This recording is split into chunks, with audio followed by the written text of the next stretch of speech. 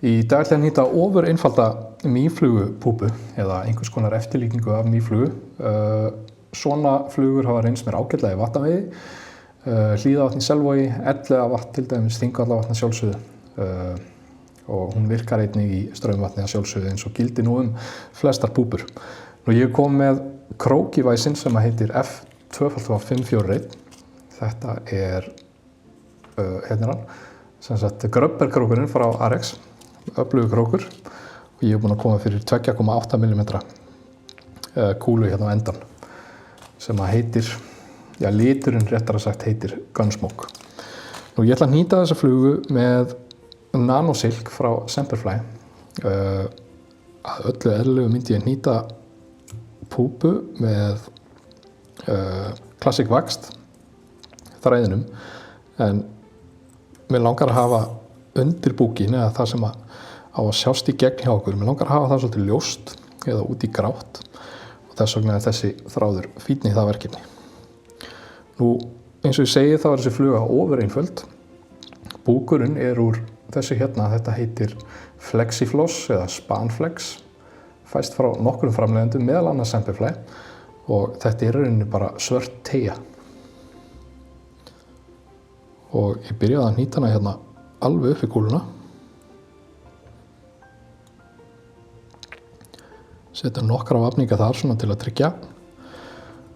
Og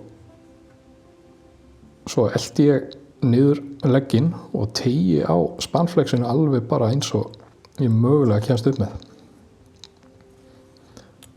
Ágætt að snúa ofan að þræðinum til að halda búknum eins grönnum og mögulegt er. Fer alveg dálítið djúpt niður í buginn eins og þið sjáið. Og svo upp aftur. Ég sleppi ekki teyginni fyrir en að ég er nokkuð viss að þetta rökkvi ekki allt saman tilbaka. Það er ágætt að byggja upp smá þráð hérna fyrir fram að kúluna. Svona sirka helmingin af búknum.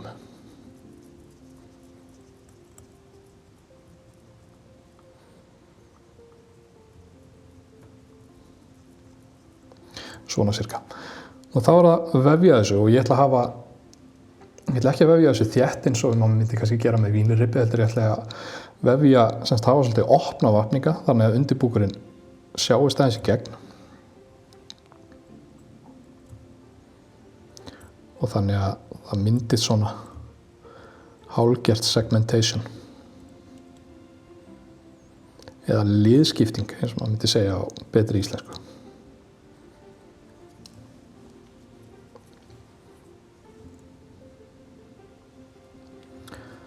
Tryggjum spanflexið. Það er ágætt að spreða alveg nokkurum vafningum í þetta teygjuefni þar sem ef maður er ekki alveg nógu grimmur á að festa það niður þá vill að rökkva tilbaka.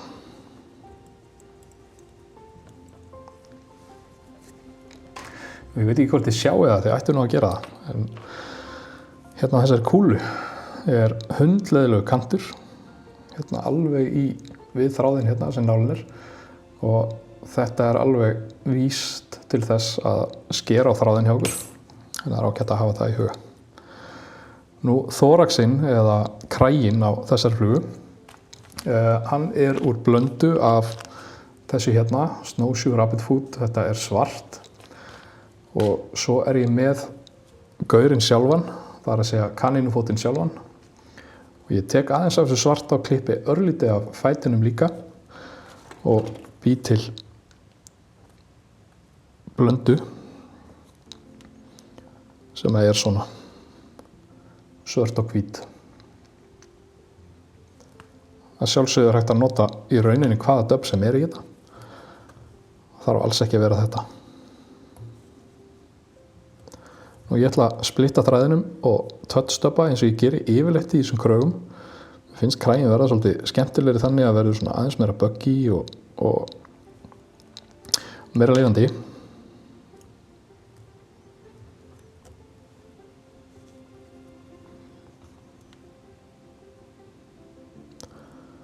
Teki bara hérna smá dubb og legg það inn í þráðinn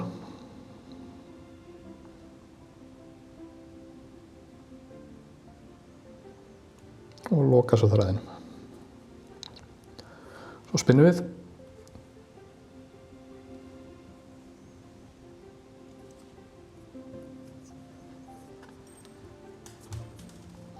Fór eitthvað í gólfið.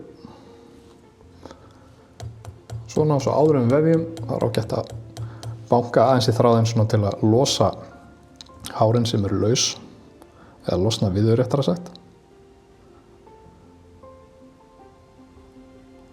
Við vefjum við bara kragan.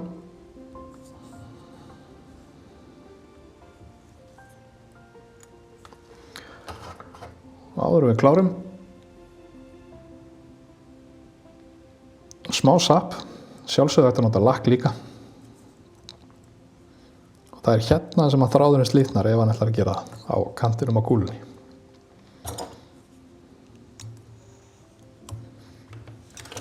Slapp til.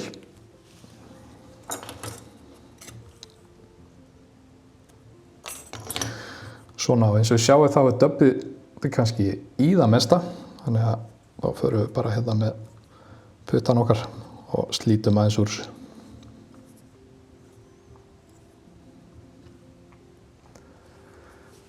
Mýpúpa, eða að minnstakosti einhvers konar eftirlíking, öflug púpa í vatnaveiði og straumvatn líka og maður biður nú alla meira. Klár og tilbúin í bóksið. Takk fyrir mig.